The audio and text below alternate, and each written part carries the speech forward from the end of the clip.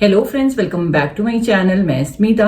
आज के वीडियो में मैं आपके साथ शेयर कर रही हूँ कुछ हैक्स जो कि किचन एंड घर से रिलेटेड हैं और ये आपको जरूर पसंद आने वाले हैं। अगर पसंद आते हैं ये हैक तो वीडियो को लाइक जरूर कीजिएगा, चैनल को सब्सक्राइब कीजिएगा, साथ ही हाइप जरूर कीजिएगा। उससे मेरे चैनल को रीच मिलेगी और वो ज्यादा लोगों तक पहुंचेगा।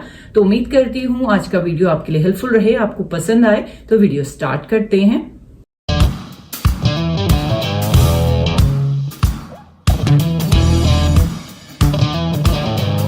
रायता तो हम सभी लंच, डिनर और कभी कभी ब्रेकफास्ट के टाइम पे भी बनाते हैं।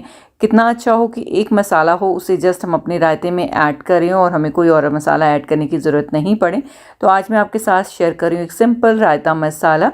इसके लिए यहाँ पर 2 बड़े चम्मच मैंने लिया है हरा धनिया, सुखाकर उसको पाउडर किया है, 1 चम्मच जीरा पाउडर, 1 चम्मच चाट मसाला, 1 चम्मच काला नमक और साथ ही 1 चम्मच उसमें रेड चिली डाली है और 1 चम्मच ही इसमें मैं डालने वाली हूँ पुदीना पाउडर। तो ये सिंपल से मसाले हैं, इनको हम अच्छे से मिक्स कर देंगे। यहाँ पर जो काला नमक था वो थोड़ा सा हार्ड हो रहा था तो उसको मैंने मिक्स कर दिया। उसके बाद इसमें 1 चम्मच मैंने सादा नमक भी ऐड कर दिया है। आप चाहे तो सादा नमक जब आप रायता बनाएं उस टाइम पे एडजस्ट कर सकते हैं। तो ये मैंने ऐड कर दिया है। थोड़ी सी रेड चिली मुझे कम लग रही थी तो वो भी मैंने इसमें ऐड कर दी है। और ये मसाला आप बना कर रख लीजिए। जब भी आपको रायता बनाना हो, चाहे खीरे का हो, बूंदी का हो या कोई और मिक्स फ्रूट रायता हो या कोई भी रायता है, उसमें आप इस मसाले को ऐड करें। आप देखेंगे आपको कुछ भी और ऐड करने की ज़रूरत नहीं पड़ेगी।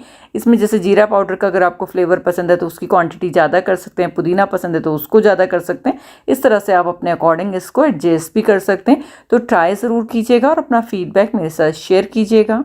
गर्मियों का मौसम यानी कि आम का मौसम, तो कच्चे पक्के आम इस टाइम पे इजीली अवेलेबल होते हैं। कच्चे आम का एक इंस्टेंट अचार मैं आपके साथ शेयर कर रही हूँ जिसे आप अपनी मील में ऐड कर सकते हैं और इसे इंस्टेंटली आप खा सकते हैं। तो ये मैंने कच्चे आम कुछ लिए और क्यूब्स में कट कर लिए हैं। साथ ही कुछ बेसिक मसालों की ज़रूरत होगी। तो सबसे पहले एक तड़का पैन लेंगे, उसमें हम 2 चम्मच जितना ऑयल डालेंगे। जैसे ही ऑयल गर्म होता है इसमें हम हींग और लहसुन की कलियां 2 कट करके ऐड कर देंगे और उसको नॉर्मल टेम्परेचर पर आने देंगे। आम के साथ हम मिक्स कर देंगे यहाँ पर पीली सरसों 1 चम्मच, 1 चम्मच रेड चिली पाउडर, 1 चम्मच गरम मसाला और 2 चम्मच यहाँ पर कुटी हुई सौंफ ऐड करेंगे। उसके बाद जो हमारा ये फ्लेवर्ड ऑयल है लहसुन के फ्लेवर और हींग के फ्लेवर वाला, उसको इसमें ऐड कर देंगे। आप अगर ज़्यादा बना रहे हैं तो ऑयल की क्वांटिटी ज़्यादा रख सकते हैं। ये मेरे घर में जस्ट 2 दिन चलता है ये आम इतना जो बनाया है मैंने 2 आम का। और इस आम के अचार के लिए आपको कोई भी वेट करने की ज़रूरत नहीं है, आप इंस्टेंटली इसे खा सकते हैं। बस बनाते हुए ध्यान ये रखें कि आम के जो पीसेस हैं वो छोटे छोटे रहें ताकि जो भी फ्लेवर आप इसमें ऐड कर रहे हैं वो बहुत अच्छे से एब्जॉर्ब हो जाए। ट्राई ज़रूर कीजिएगा और अपना फीडबैक मेरे साथ शेयर कीजिएगा। अगर आप भी नॉन स्टिक को छोड़कर स्टेनलेस स्टील के कुकवेयर अपने घर में यूज़ कर रहे हैं और आप चाहते हैं कि खाना उसमें चिपके नहीं, साथ ही ऑयल भी कम यूज़ हो, तो उसके लिए ये टिप आप फॉलो कर सकते हैं। यहाँ पर मैंने गैस पर पैन रखा है, मीडियम फ्लेम पर रखा है और उसके बाद पैन को गर्म होने दिया है। यहाँ पर आप ये वाटर टेस्ट कर सकते हैं। जब आप पानी डालें तो पानी इसमें एकदम उड़ रहा है पहले, और उसके बाद जब ये क्लिप आप देख रहे हैं इस टाइम पे आप देख रहे हैं कि यहाँ पे पानी की छोटी छोटी ड्रॉपलेट्स बन रही हैं इसके ऊपर। इस स्टेज पे आप समझ सकते हैं आपका पैन एकदम रेडी है कुकिंग के लिए। यहाँ पर विदाउट ऑयल लगाए मैंने एग डाला है, जबकि एग बहुत ज़्यादा चिपकता है, बट इस तरह से जब अगर आप अपने पैन को ट्रीट करेंगे तो आप बहुत ही ईजिली इसको बिना ऑयल के भी एग इसके ऊपर कुक कर सकते हैं। क्रीम का हम घर पर यूज़ करते हैं रेसिपीज़ बनाने में या फिर स्वीट्स में, बट ये पूरी यूज़ नहीं हो पाती है। इसकी वजह से जो भी हमारी फ्रेश क्रीम बचती है वो फ्रिज में 3 से 4 दिन में ही ख़राब हो जाती है। इससे बचने के लिए यहाँ पर मैं आपके साथ टिप शेयर कर रही हूँ जिससे आप पूरी की पूरी फ्रेश क्रीम हर बार यूज़ कर पाएंगे।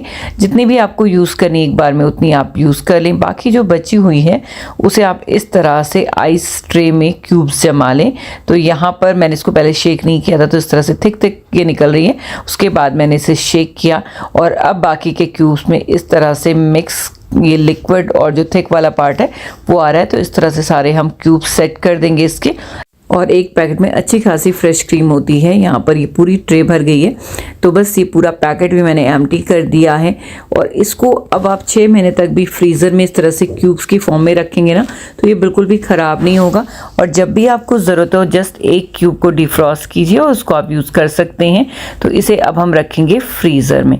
तो इस तरह से अगर आपके पास लिड वाली ट्रे है उसको आप इस तरह से सेट करके रख सकते हैं, बट मैं इनको पहले फ्रीज़र में क्यूब्स जमाऊँगी, उसके बाद इनको निकाल कर किसी बॉक्स में हम फिल करेंगे और उससे फिर हम एक एक क्यूब जब भी ज़रूरत पड़ेगी उस तरह से इसे यूज़ कर सकते हैं। तो इस तरह से बहुत ही ज़्यादा कन्वीनियंट हो जाता है और वेस्टेज तो एकदम ना के बराबर इस तरह से होती है। तो आप भी ये सिंपल सी टिप को ट्राई ज़रूर कर सकते हैं।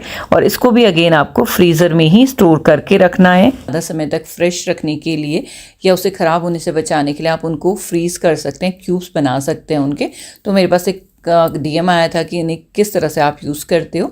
तो यहाँ पर जैसे मैं दाल मखनी बना रही हूँ तो इसमें मैं इनको डिफ्रॉस्ट नहीं करूँगी, जस्ट क्यूब ऐड कर दूँगी। तो इस तरह से दाल जैसे जैसे कढ़ती जाएगी इसमें क्रीम मिक्स होती जाएगी और जो टेक्सचर है दाल का वो काफ़ी क्रीमी सा होता जाएगा। तो बस इस तरह से आप यूज़ कर सकते हैं। या फिर अगर आप ऊपर से गार्निशिंग के लिए यूज़ कर रहे हैं तो इस क्यूब को निकाल कर बाहर रख दें। जब ये अच्छे से मेल्ट हो जाए, क्रीमी फॉर्म में आ जाए, फिर आप ऊपर से डाल सकते हैं गार्निशिंग में। नेक्स्ट मैं आपके साथ शेयर करूंगी एक अमेजिंग सा मसाला जिसे आप ज़्यादा क्वांटिटी में बनाकर रख सकते हैं। और जब भी आपको मिर्चों को कोट करना हो मसाले के साथ में तो आप इसको यूज़ कर सकते हैं। तो यहाँ पे सौंफ लिया है, अमचूर पाउडर, धनिया पाउडर, जीरा पाउडर, गरम मसाला, हल्दी, साथ ही थोड़ी सी सौंफ और रेड चिली पाउडर। तो सबसे पहले हम पैन को हीट अप करेंगे, इसमें हम ऐड करेंगे मस्टर्ड ऑयल। तो सबसे पहले हम मसाला बना रहे हैं, पर यहाँ पर मैं जितनी मिर्ची ले रही हूँ उसके हिसाब से मसाला काफ़ी ज़्यादा बना रही हूँ क्योंकि मैं इस मसाले को स्टोर करके रखूँगी। तो यहाँ पर 3 बड़े चम्मच मैंने ले लिया है बेसन। तो सबसे पहले मस्टर्ड ऑयल के साथ में हम ये बेसन को अच्छे से भून लेंगे जब तक कि सुनहरा नहीं हो जाता ये और इसमें से अच्छी सी खुशबू नहीं आने लगती। जितना अच्छा आप बेसन को भूनोगे उतना ही अच्छा ये मसाला रहने वाला है, यानी कि इसकी सेल्फ लाइफ उतनी ज़्यादा होगी। बेसन एक बार भुन जाए फिर हम इसमें ये जो ड्राई स्पाइसेस हैं वो सारे ऐड कर देंगे और इनको भी बिल्कुल हल्की आंच पर हम भून लेंगे। गैस को मैंने बंद कर दिया और अच्छे से इसको चला दिया है। ये देखिए मसाला हमारा बनकर रेडी है। थोड़ी सी जो गुठलियाँ होती हैं उन्हें आप अच्छे से प्रेस कर लें या फिर छान भी सकते हैं। इस मसाले को हम निकालेंगे एक प्लेट में और ठंडा होने देंगे। तो यहाँ पे आप देख सकते हैं काफ़ी अच्छी क्वांटिटी में है ये मसाला मेरे पास। इतना यहाँ पे जो मैंने मिर्चें रखी हैं उसमें यूज़ नहीं होने वाला है। तो अभी मैं आपके साथ शेयर करूँगी कि इससे आप बेसन वाली मिर्चें कैसे बना सकते हैं। तो यहाँ पर अगेन हम पैन को हीटअप करेंगे और इसमें डालेंगे थोड़ा सा ऑयल। ऑयल की क्वांटिटी आप एडजस्ट कर सकते हैं, कम ज़्यादा जैसा भी आपको पसंद हो, बट इसमें ज़रूरत इतनी ज़्यादा नहीं होती है क्योंकि इंस्टेंटली हम थोड़ा सा ही बनाते हैं और यूज़ करते हैं। इसके बाद इसमें मिर्चें हम डाल देंगे। मिर्चें जब अच्छे से थोड़ी सी भुन जाएँ हल्की, उसी टाइम पे हम इसमें ऐड कर देंगे ये मसाला। तो मसाला पहले 1 स्पून मैंने लिया है, अच्छे से इसको चला दिया है और यहाँ पर जितना आप डालना चाहें उस हिसाब से आप डाल सकते हैं। आपको कितनी ये कोट करनी है, कितनी मसालेदार मिर्चें चाहिए उस तरह से आप कर सकते हैं। तो देखिए मैंने दोबारा 1 चम्मच और लिया और अच्छे से इनको कोट कर दिया है। उसके बाद थोड़ी देर से लिड से कवर कर लेंगे। यहाँ पर जो मॉइस्चर आएगा ना उसकी वजह से मसाला मिर्चों पर बहुत अच्छे से चिपक जाएगा। मिर्चें हमारी रेडी हैं तो इसमें अब हम ऐड करेंगे लेमन जूस या फिर विनेगर, जो भी आपके पास अवेलेबल है आप इसमें ऐड कर सकते हैं। कोट कर लेंगे अच्छे से और अब इनको आप स्टोर करके रख सकते हैं। आप 1 हफ्ते तक इनको बहुत आराम से यूज़ कर सकते हैं। और मैं इनको थोड़ा थोड़ा क्वांटिटी में ही बनाती हूँ और बहुत ही अच्छी लगती। इंस्टेंटली आप इन्हें खा सकते हो और 1 हफ्ते तक स्टोर भी कर सकते हो। तो ट्राई ज़रूर कीजिएगा, विंटर्स में बहुत अच्छी लगती हैं as a side dish. Next जो टिप है वो बहुत ही सिंपल है बट आपके लिए बहुत ज़्यादा यूज़फुल भी हो सकती है। जब भी हम बच्चों के लिए चीज़ पराठा बनाते हैं तो चीज़ को सेंटर पे इस तरह से रख के जब हम स्क्वायर पराठा बनाने की कोशिश करते हैं तो वो कभी कभी बीच में गैप आ जाता है और अच्छे से वो रोल नहीं हो पाता और गैप की वजह से फिर चीज़ मेल्ट हो जाता है। तो उसके लिए यहाँ पर आपने देखा मैंने चीज़ को हल्का सा टिल्ट करके रखा है। इस तरह से जब हम करेंगे ना तो बहुत ही ईजीली जो हमने रोटी बनाई है वो उसमें फिट आ जाती है। तो ये देखिए एक बार मैं आपको दिखाती हूँ दोबारा से। यहाँ पर मैंने थोड़ा सा ऑरिगेनो मिक्स डाला है और थोड़ा सा नमक। अब इसको इस तरह से फोल्ड करेंगे तो देखिए गैप बहुत ही कम आता है और अच्छे से ये पराठा सील हो जाता है। इस तरह से स्क्वायर ये हो जाए उसके बाद बिल्कुल हल्के हाथों से इसको बेलेंगे। हल्की हल्की सी एयर रहती है, उसको आप हल्के हाथों से दबाते हुए इसको बेलें और स्क्वायर पराठा हमारा बिल्कुल जब रेडी हो जाए फिर आप इसे सेक लें। और इस तरह के जो ये पराठे बनते हैं ये फूलते ही फूलते हैं क्योंकि बहुत अच्छे से ये पैक्ड रहते हैं। और अगर हल्की सी साइड से फटते हैं तो उसको आप हल्का सा दबा दीजिए तो चीज़ बाहर नहीं निकलेगी। तो ये सिंपल सी जो टिप है ये बहुत ज़्यादा काम आती है। पहले जब मैं बनाती थी ना तो वो हल्का सा गैप जो क्रिएट हो जाता था उसकी वजह से चीज़ बहुत ज़्यादा बाहर निकलता था और तवे पर कहीं ना कहीं वो चिपक जाता था। अब इस तरह से नहीं होता है, हल्का हल्का जैसे ये साइड से खुला तो मैंने इसको इस तरह से प्रेस कर दिया है, पर चीज़ बाहर नहीं निकला एक भी पराठे से। तो इस तरह से आप भी ये सिंपल सी टिप ट्राई कर सकते हैं। कई बार क्या होता है कि हमारे पास जो एग्जिस्टिंग प्लांट होते हैं उन्हीं से ही हम कुछ नए प्लांट बनाते हैं, तो उसके लिए जब तक कि उससे हम ग्रो नहीं करते प्रॉपर्ली, एक छोटा सा प्लांटर की हमें ज़रूरत पड़ती है, तो वो आप इस बॉटल की हेल्प से बना सकते हैं बहुत ईजिली और देखने में भी बहुत अच्छा लगता है। तो सबसे पहले तो हमें क्या करना है, बेस की साइड से इस तरह से इसको राउंड कट करना है। नेक्स्ट टिप में मैं आपके साथ शेयर कर रही हूँ कि जो आजकल कच्चे आम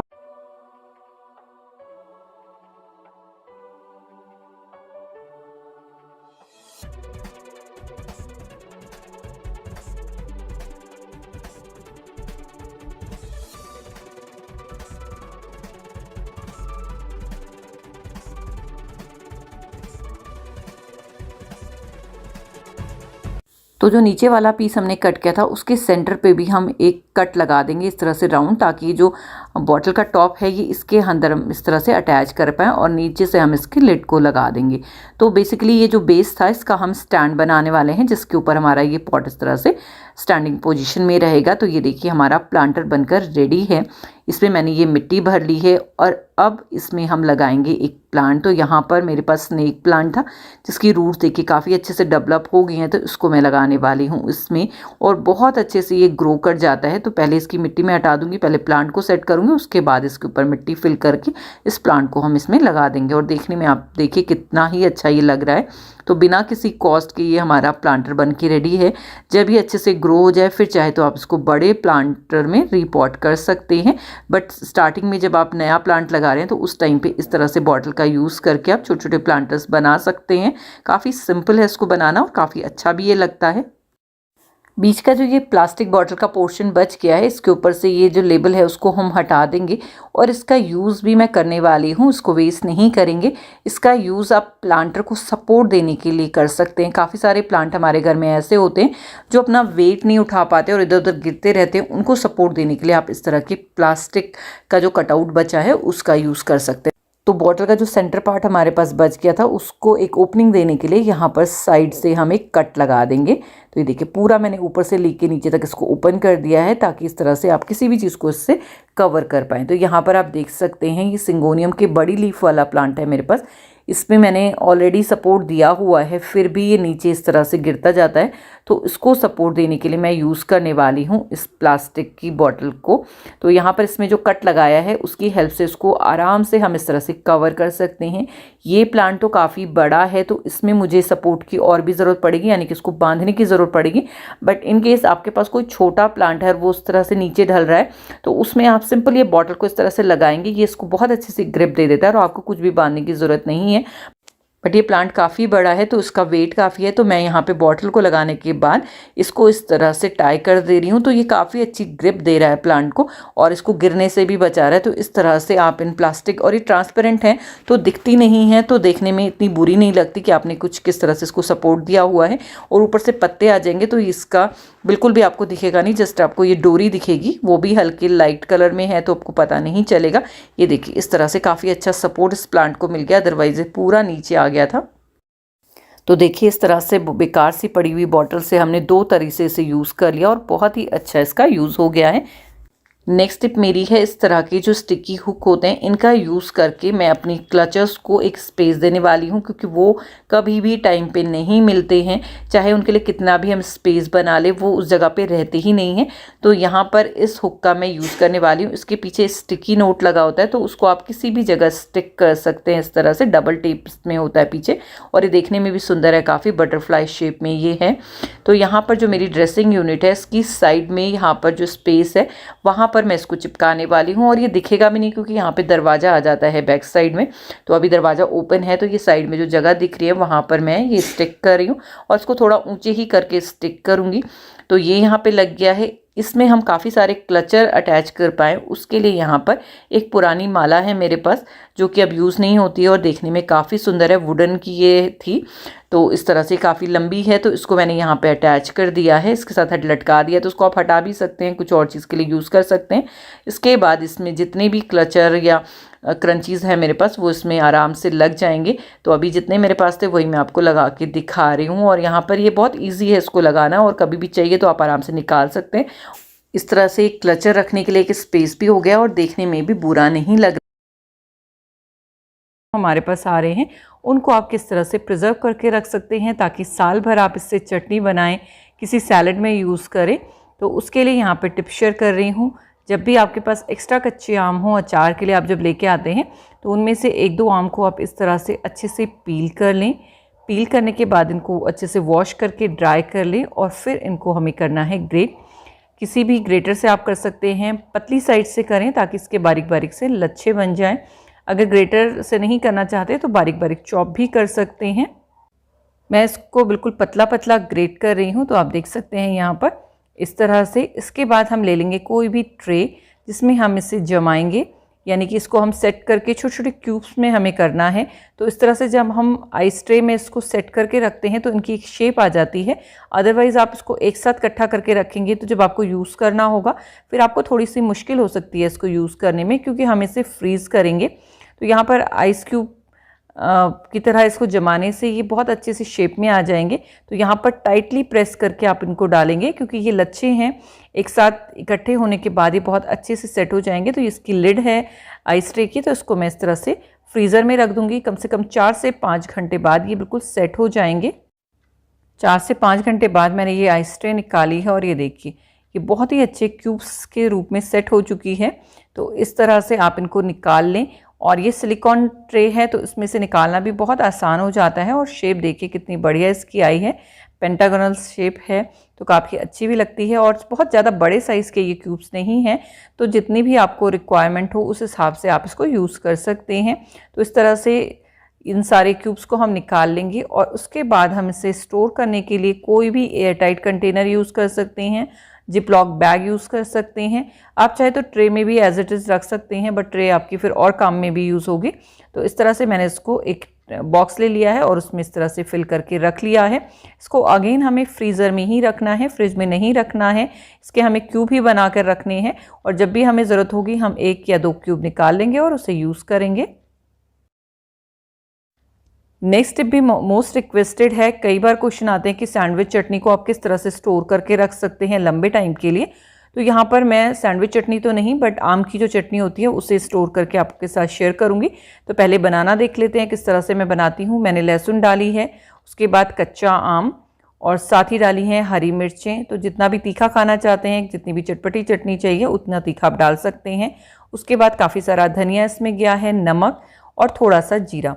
उसके बाद इसमें लगभग 1/4 कप जितना हम पानी ऐड कर देंगे और अब इस सारे मिक्सचर को हम ब्लेंड कर लेंगे और अच्छा सा स्मूथ सा पेस्ट बना लेंगे। तो इस तरह से हमारी ये कच्चे आम और धनिया वाली चटनी रेडी हो जाएगी। ये चटनी भी काफ़ी अच्छी और टैंगी बनती है, तो इसे भी आप सैंडविच के ऊपर स्प्रेड की तरह यूज़ कर सकते हैं। और इस चटनी को स्टोर करके रखेंगे तो ये काफ़ी लंबे टाइम तक चलती है। पुदीने वाली जो चटनी होती है वो एकदम काली पड़ जाती है, तो इस तरह की चटनी में मैं पुदीना यूज़ नहीं करती हूँ, ये मैं बस धनिया के साथ ही बना रही हूँ। तो ये हमारी चटनी बनकर रेडी हो गई है और आप देखिए कितना बढ़िया इसका कलर आया है। अब अगेन हमको इसको स्टोर करना है, तो इस तरह से हम आइस क्यूब ले लेंगे और उसमें फिल कर देंगे ये पूरी चटनी। तो छोटे छोटे क्यूब्स हम बना रहे हैं ताकि जितनी ज़रूरत हो उतना हम यूज़ कर सकें। तो इस तरह से पहले पूरे फिल कर लेंगे, फिर उसके बाद हम टैप कर लेंगे इस आइस ट्रे को ताकि अच्छे से शेप ले ले, इसमें कोई एयर बबल नहीं रहे। बस इस आइस ट्रे को भी कवर करके मैंने फ्रीज़र में रख दिया था 4 से 5 घंटे के लिए।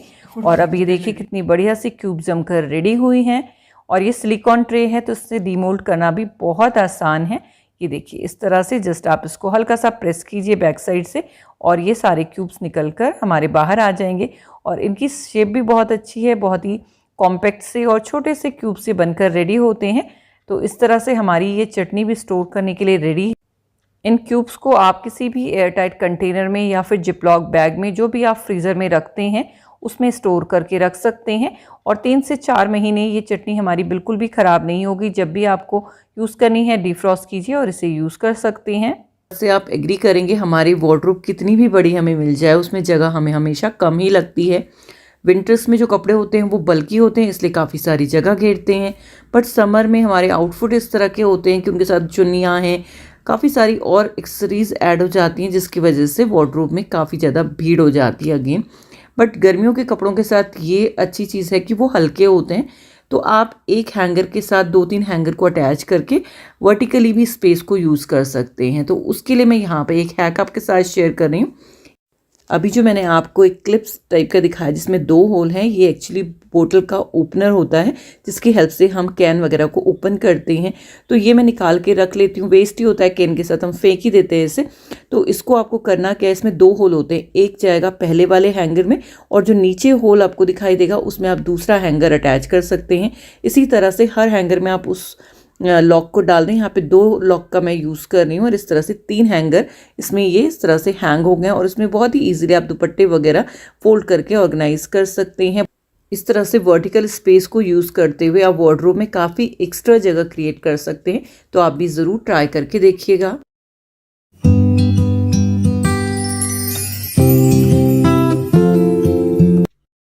गर्मियों की शुरुआत होते ही घर में आ जाता है एक मिट्टी का मटका, जिससे कि आप ठंडा ठंडा पानी इंजॉय कर पाएँ। तो मैं भी लेकर आई थी ये मटका और अभी इसे अच्छे से क्लीन करूँगी, क्योंकि जो वेंडर होते हैं वो रोड साइड पर ही मटके लगाते हैं, तो धूल वगैरह काफ़ी होती है।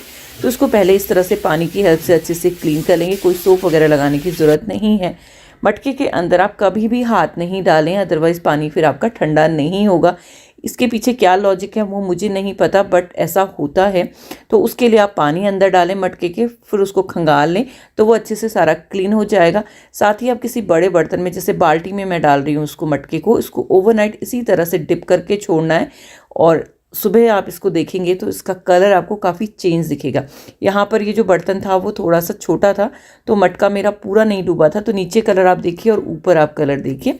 तो इस तरह से जितनी भी गंदगी है वो भी निकल जाती है। साथ ही मटके में से जो भीनी खुशबू होती है वो तो अच्छी लगती है, बट कई बार मटके से एक हीक और डस्टी सी स्मेल आती है, वो ना आए उसके लिए आप ये प्रोसेस कर सकते हैं और पोर भी अच्छे से खुल जाते हैं, तो पानी आपका एकदम ठंडा रहेगा। इस तरह से आप मटके को भर लें और आपका मटका यूज़ करने के लिए रेडी है।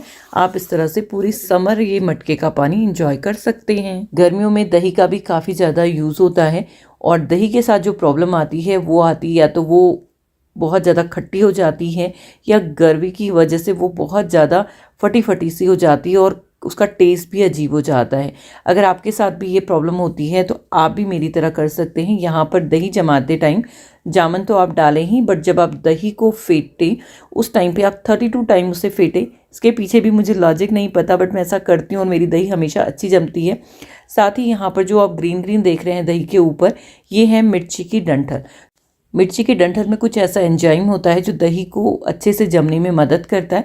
इससे जो आपकी दही जमेगी वो बिल्कुल भी खट्टी नहीं होती है, साथ ही थोड़ा सा क्विक जमती है। तो आप दिन में भी दही को जमा कर उसे आराम से रख सकते हैं। रात को कई बार हम छोड़ते हैं तो वो सुबह तक ज़्यादा खट्टी हो जाती है, तो इस तरह से आप 4 घंटे में अपनी दही को सेट कर सकते हैं। मैं आजकल अपने कर्ड मेकर में नहीं जमा रही हूँ, सिंपल ये कैस्ट्रॉल है छोटा सा, इसी में मैं दही जमाती हूँ और आप देख सकते हैं दही बहुत अच्छी जमी है।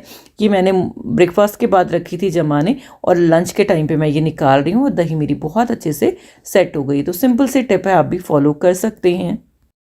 इस सीज़न में पाइनएप्पल भी काफ़ी अच्छा मार्केट में मिल रहा है, तो आज मैं आपके साथ शेयर कर रही हूँ पाइनएप्पल की एक बहुत ही अमेजिंग रेसिपी जो मुझे पर्सनली बहुत पसंद है। तो मेरे पास ये 2 बड़े साइज़ के पाइनएप्पल थे, तो इनको अच्छे से कट कर लेंगे। पाइनएप्पल को किस तरह से कट करना है ऑलरेडी मैंने एक वीडियो में शेयर किया हुआ है, अगर मुझे मिलेगा तो मैं लिंक आपको डिस्क्रिप्शन बॉक्स में दे दूँगी। बेसिकली इसमें सबसे पहले तो उसकी जो आउटर कवरिंग है उसको आप किसी तेज़ नाइफ़ की हेल्प से निकाल लें। बड़े नाइफ से कंफर्टेबल है तो उससे, नहीं तो छोटे नाइफ से भी बहुत इजीली ये निकल जाता है। मैं आपको दिखा रही हूँ यहाँ पे।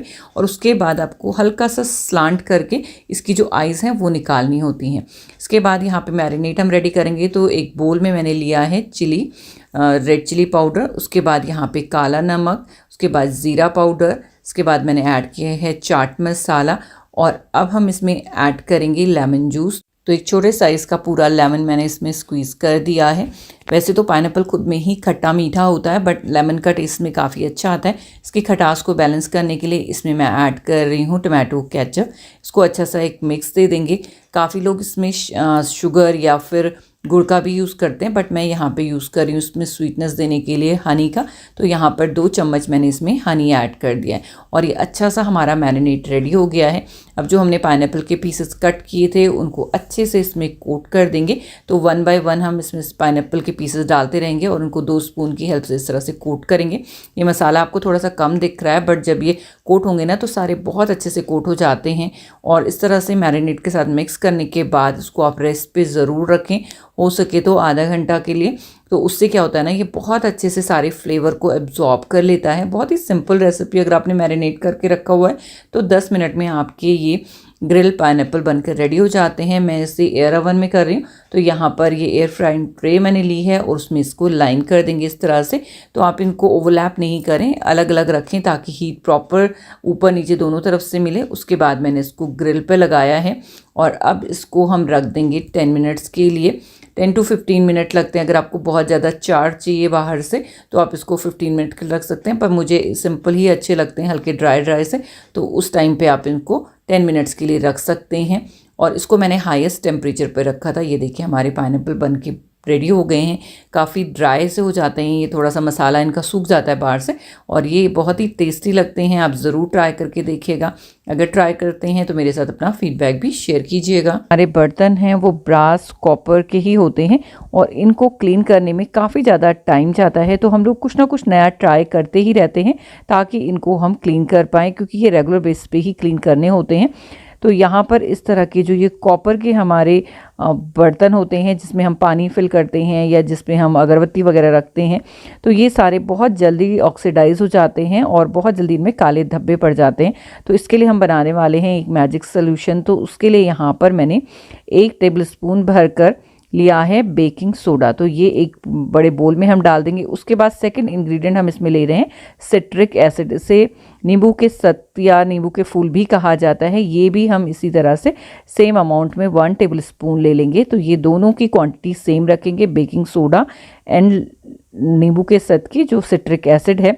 इसके बाद इसमें हम ऐड करेंगे पानी। तो पानी आप नॉर्मल भी ऐड कर सकते हैं, मैंने गर्म पानी ऐड किया है और इसको अच्छे से घोल लेंगे।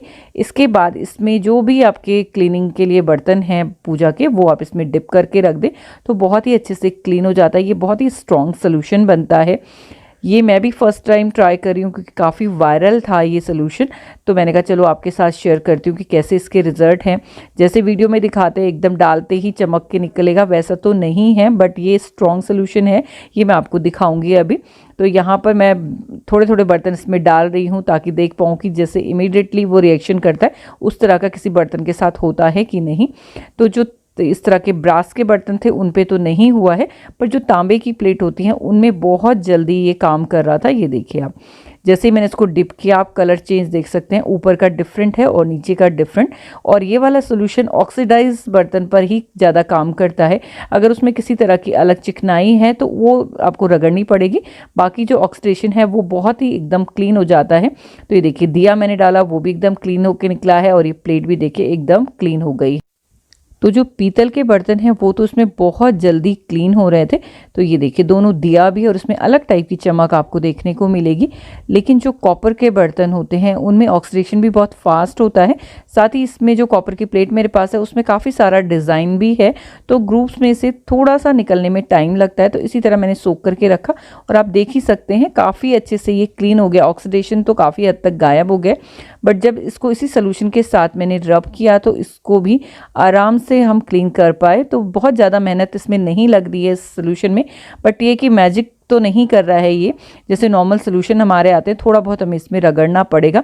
तो ये थोड़ी देर भिगोने के बाद इसमें से जितनी भी कालिक वगैरह थी वो सारी निकल गई है।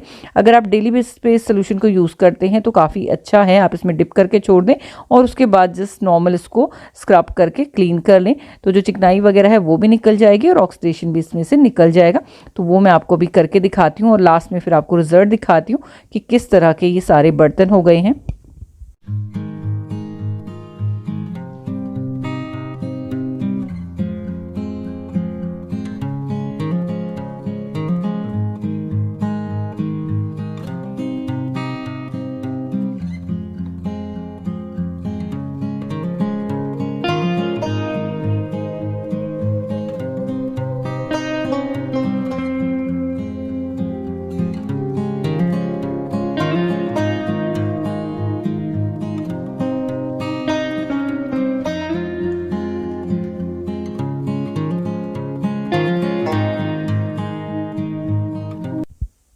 क्लीनिंग के बाद देखिए बर्तन इस तरह के हो गए हैं, काफ़ी अच्छी चमक इनके ऊपर आ गई है।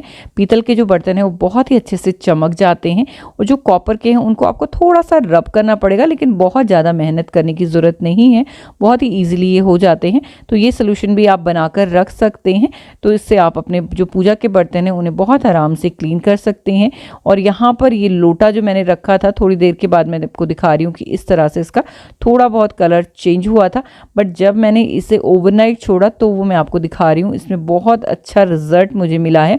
तो अगर कोई पुराना बर्तन है तो उसको आप इस तरह से सोल्यूशन में डिप करके छोड़ सकते हैं, तो आपको बहुत अच्छे रिजल्ट मिलने वाले हैं। तो ट्राई ज़रूर कीजिएगा, ये सोल्यूशन काफ़ी इफेक्टिव है। और मेरे साथ फीडबैक भी शेयर कीजिएगा कि आपको कैसा लगा। पीताम्बरी वगैरह में रगड़ने की ज़रूरत पड़ती है, बट इसमें बहुत ज़्यादा रगड़ने की ज़रूरत नहीं पड़ती है, और जो ऑक्सीडेशन है वो बहुत ही अच्छे से निकल जाता है। तो ये देखिए काफ़ी अच्छे और चमकते हुए बर्तन हैं सारे, तो आप ज़रूर ट्राई कीजिएगा। और फेस्टिवल टाइम पे जो हम फूड प्रिपेयर करते हैं उसके साथ कुछ ना कुछ चीज़ें बचती रहती हैं, तो उनको भी आप स्टोर करके यूज़ कर सकते हैं। जैसे यहाँ पर ये बेसन वाला मिक्सचर है, इसमें कुछ मसाले ऐड किए हुए हैं। तो यहाँ पर मैं ये बैंगन भाजा बना रही थी, इसके बाद जो बचा उसे मैंने इस तरह से उठाकर रख दिया एक छोटे से बॉक्स में, और इसको हम बहुत सारी रेसिपी में ऊपर से स्प्रिंकल कर सकते हैं, जैसे भरवा भिंडी, भरवा करेला इसमें, तो इससे बहुत अच्छा टेक्सचर भी आ जाता है। या आप ग्रेवी को थिक करने के लिए भी इसका यूज़ कर सकते हैं। इसी तरह से कंडेंस मिल्क का जो कैन होता है उसको जब इस तरह से ओपन कर लेते हैं, उसमें भी ऊपर से कोई लिड नहीं होता कि जिसकी वजह से उसे आप स्टोर कर पाएँ। तो उसके लिए भी सिंपल सी टिप मैं जो फॉलो करती हूँ वो आपके साथ शेयर कर रही हूँ। मुझे जितना यूज़ करना है उतना यूज़ करने के बाद उसे मैं इस तरह के ग्लास कंटेनर में शिफ्ट कर देती हूँ। तो यहाँ पर मुझे अभी 1/4 के जितना ही ये कंडेंस मिल्क चाहिए था, तो जितना एक्स्ट्रा था वो पहले मैंने इस तरह से ग्लास बॉटल में फिल कर दिया है। और आप ट्राई करें कि जो भी कंटेनर यूज़ करें वो ड्राई और स्टेरलाइज हो, ताकि कंडेंस मिल्क जल्दी ख़राब नहीं हो। और ये देखिए फिल कर दिया है मैंने इसको। इसके बाद जो बचा हुआ है वो मैं बाकी की रेसिपी में यूज़ कर लूँगी, और इसको हम लिड से अच्छे से कवर करके फ्रिज में रख सकते हैं, और ये जल्दी से ख़राब भी नहीं होता। अगर हम इसी कंटेनर में कुछ ऊपर से कवर करके सेलोफिन वगैरह लगा के करते हैं तो फिर इसके ख़राब होने के चांसेस हो जाते हैं। तो बस ये बॉटल हमारी फिल होके आ गई है फ्रिज में। इसे अब आपको जितना भी चाहिए उतना आप इसे, अभी तक हम वीडियो में बात कर रहे थे फूड वेस्टेज को बचाने के लिए, तो उसी तरह से हम फेस्टिवल सीजन में बनाते हैं इमली की चटनी। इमली की चटनी बनाते हुए जितना भी इमली का पल्प होता है उसे हम इस तरह से छान लेते हैं, बट बाकी बची हुई इमली जो होती है उसमें भी काफ़ी अच्छी खटास होती है, और इसको आप ऐसे ही फेंके नहीं, इसको आप स्टोर करके रख सकते हैं। ये देखिए चटनी भी मेरी काफ़ी टेस्टी सी बनकर रेडी हो गई है, और इसे आप 6 महीने तक स्टोर करके रख सकते हैं। बची हुई जो इमली थी उसे मैंने इस तरह के कंटेनर में फिल करके रख लिया है, और इसे मैंने अपने वॉशिंग एरिया में रखा है। इसका यूज़ मैं करूँगी पूजा के जो बर्तन होते हैं उन्हें क्लीन करने के लिए। आयरन की जो कढ़ाइयाँ हैं, क्योंकि सर्दियों में आयरन कढ़ाई हम काफ़ी यूज़ करते हैं, तो ये इमली काफ़ी अच्छे से बर्तनों को क्लीन करने में हेल्प करती है। इमली से डायरेक्टली भी आप क्लीन कर सकते हैं, या फिर इसके साथ आप सॉल्ट ऐड कर सकते हैं। तो जो प्लेन हम घर में सॉल्ट यूज़ करते हैं खाने में, उसे आप ले लें और उतनी ही इमली का पल्प आप उसमें ऐड कर दें, और इस मिक्सचर से जब आप बर्तनों को क्लीन करेंगे तो आप देखेंगे जो धब्बे होते हैं ना बर्तनों के ऊपर ऑक्सीडेशन के, वो बिल्कुल चले जाते हैं, साथ ही उनकी चमक भी बनी रहती है। तो इस तरह से मैंने ये वॉशिंग एरिया में रख दिया है, और मैं बर्तन धोऊँ या मेड को यूज़ करना है तो दोनों ही हम इसको यूज़ करते हैं नमक ऐड करके, तो काफ़ी अच्छे से सारे बर्तन चमक जाते हैं। तो इस तरह से वेस्ट हुई जो पल्प है उसको भी मैंने फेंका नहीं है, इसको भी स्टोर करके हम इस तरह से यूज़ कर सकते हैं, और बहुत ही अच्छे से ये बर्तन चमक जाते हैं। एक नेचुरल तरीका है, तो आप भी इसको ज़रूर ट्राई कर सकते हैं। काफ़ी सिंपल है ये, इसमें मैंने सोप वगैरह कुछ भी ऐड नहीं किया, और देखिए बर्तन काफ़ी अच्छे से चमक भी गए हैं। इनको क्लीन करने के बाद अच्छे से ड्राई करें और इनकी चमक इसी तरह से बनी रहेगी। तो ये था आज का वीडियो, जिसमें मैंने आपके साथ बहुत ही simple but useful tips share की हैं, जो काफ़ी ज़्यादा यूज़फुल होती हैं हमारे लिए किचन में। इसके लिए बस इतना ही। मैं मिलती हूँ आपसे किसी और नई इंटरेस्टिंग वीडियो के साथ। तब तक के लिए bye. Thank you, thanks for watching, have a nice day.